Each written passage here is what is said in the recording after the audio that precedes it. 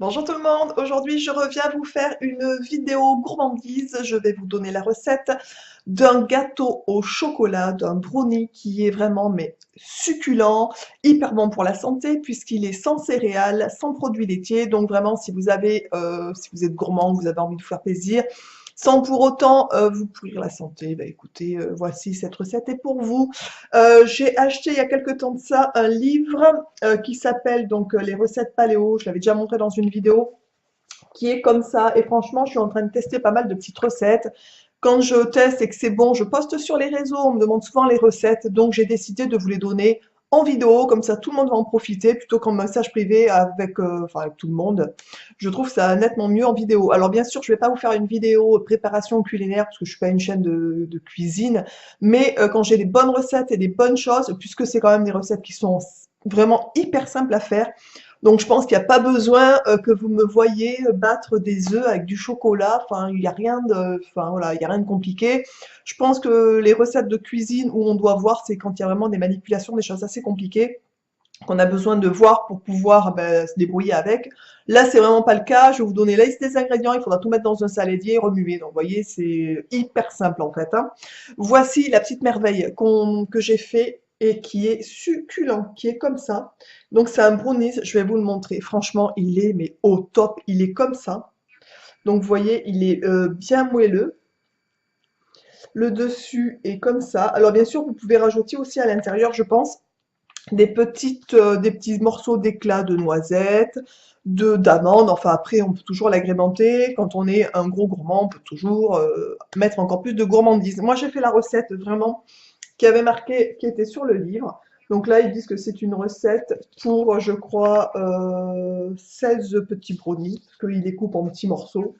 Nous, on les coupe en grosses tranches. Donc voilà, chacun fait comme il veut, après on est bien d'accord. Donc voilà, donc je vais vous donner la liste des ingrédients.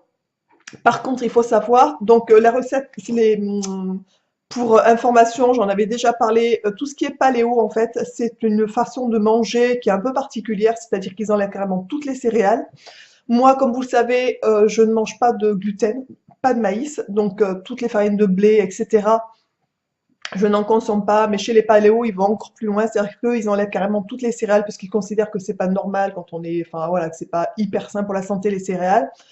Ils enlèvent même le riz, les choses comme ça. Alors moi, je suis pas du tout le régime paléo, mais comme j'ai un régime particulier qui est sans lait, sans gluten, etc., il y a beaucoup de gens qui commencent à aller là-dessus et tant mieux, franchement, au niveau de la santé, mais c'est bénéfique, mais vraiment pour tout le monde.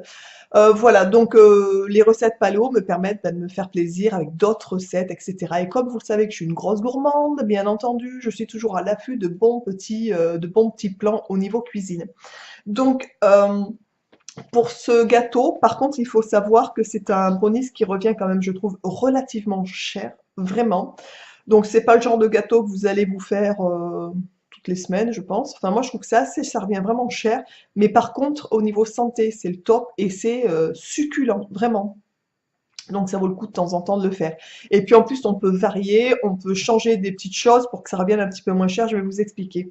Au niveau des ingrédients, alors ne vous inquiétez pas, je vais vous dire vite fait un petit peu comme ça par rapport aux ingrédients, etc., etc. Mais de toute façon, je ferai comme d'habitude, sous la vidéo, vous retrouverez pour ceux et celles que ça intéresse la recette et puis la façon de la préparation en fait. Mais je vous dis la préparation, et c'est pas très compliqué, on met tout dans un bol, on remue. Donc jusque là, c'est pas très compliqué, mais vous aurez tout dessus, la température pour le four, le temps de cuisson, etc. Pour les ingrédients, il faut 45 grammes de poudre de cacao cru. Donc ça déjà, c'est un cacao, moi je sais que je le trouve chez Biocoop. Voilà, c'est du genre du benko, mais avec du chocolat cru à l'intérieur et que c'est du bon cacao, qu'il n'y a pas de sucre, etc., etc. Alors ça, déjà, rien que ce chocolat, il est déjà beaucoup plus cher, on est bien d'accord que le benko ou n'importe quoi qui est pourri, mais qui n'est pas cher, on est d'accord. Voilà. Ensuite, il faut des dattes Medjool. Moi, je les trouve aussi à Biocoop, c'est des dattes qui valent aussi assez cher. Pour cette préparation-là, il en faut 8. Donc, c'est des dattes qui sont assez grosses par rapport aux dattes qu'on a l'habitude de voir. et qui sont vraiment très bonnes. Donc bien entendu, ces dattes, quand vous les avez, il faut enlever bien sûr le noyau qui est à l'intérieur et les émincer grossièrement. Ensuite, il faut 80 millilitres de sirop d'érable. Alors pour ceux qui connaissent le sirop d'érable, c'est un sirop qui vaut quand même relativement cher aussi. Donc moi, je l'ai fait, la recette là que je vous ai montré, le brownies que je vous ai montré, j'ai vraiment appliqué bêtement la recette qui a marqué sur le livre en fait. Mais je pense que je vais le retenter la prochaine fois. Et au lieu de mettre du sirop d'érable qui vaut un bras, je mettrai du sirop d'agave ou des choses comme ça qui sont quand même très bons et quand même beaucoup moins chers. Voilà, donc je pense que là-dessus, je changerai. Dans la recette de base, il y a 60 millilitres d'huile de coco. Alors, je vous en ai parlé dans une autre vidéo. L'huile de coco, moi, je ne suis pas pour, puisque c'est une huile saturée qui bouche les artères, etc. Moi, je n'en utilise jamais. Donc, à la place, là, déjà, des 60 millilitres d'huile de coco, j'ai déjà remplacé. J'ai mis de l'huile de colza et de l'huile d'olive, en fait. J'ai fait 30-30. Voilà, tout simplement, puisque ça reste des bonnes huiles. Ensuite, il faut 2 cuillères à soupe de farine de noix de coco. Donc ça, c'est assez cher aussi, la farine de noix de coco. Maintenant, honnêtement, on n'en met que 2 cuillères à soupe. Donc là, ça reste tout à fait raisonnable, on est bien d'accord. Il faut 70 grammes d'amandes en poudre. Donc ça, eh ben voilà, moi je sais que l'amande en poudre, je ne la prends pas bio, je me sers chez Lidl en fait, et elle est à, je sais plus, même pas 3 euros, les 200 grammes, je crois, quelque chose comme ça au niveau du prix.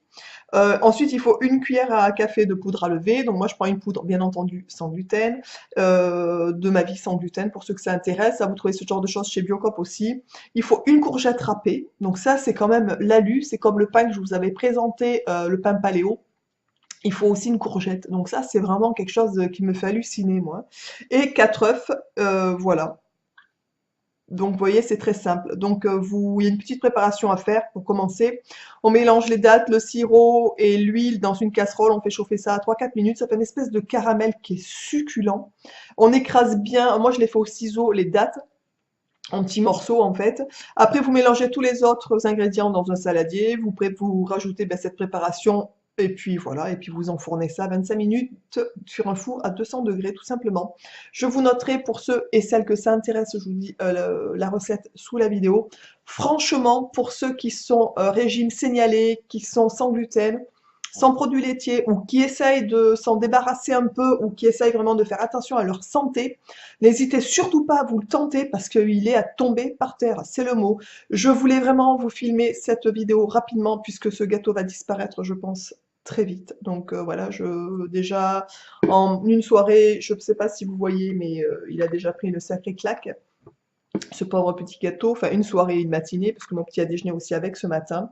Mais voilà, il est super bon. Alors, ce qu'il y a quand même de trop fort, c'est que la courgette, on ne le sent pas du tout, on ne la sent pas du tout. Je comprends pas, je trouve ça hallucinant. Moi, ça me fait halluciner les recettes comme ça. Le pain et le gâteau à la courgette, je trouve ça assez hallucinant. Voilà, dites-moi si ce genre de vidéo vous plaît aussi, du coup, si ça vous intéresse d'avoir des petites recettes comme ça, on va dire des recettes santé. Je trouve ça assez sympathique, ma foi, de pouvoir se faire des petits plaisirs simplement, voilà. Et surtout des plaisirs, comment on pourrait appeler ça, simples, mais santé, enfin voilà.